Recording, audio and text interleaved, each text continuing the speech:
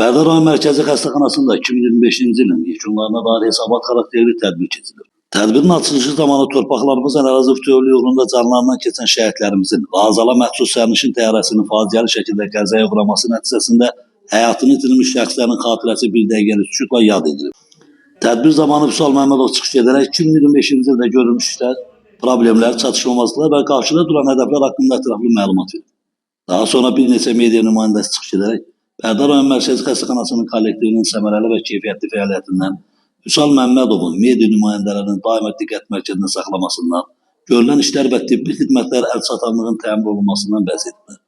Tədbir iştirakçılarını maraqlandıran suallar Vüsal Məmmədov tərəfindən cavablandırılıb. Tədbirin sonunda isə Bərdar rayon Mərkəzi Xəstəxanası ilə səmərəli əməkdaşlığa və yeniliklərin işıqlandırılmasında göstərdikləri dəstəyə görə media nümayəndələrinə hədiyyələr təqdim olunub. Vüsal Lafiqoğlu, Mirəli Məhmədov, Aran TV, Bərdə.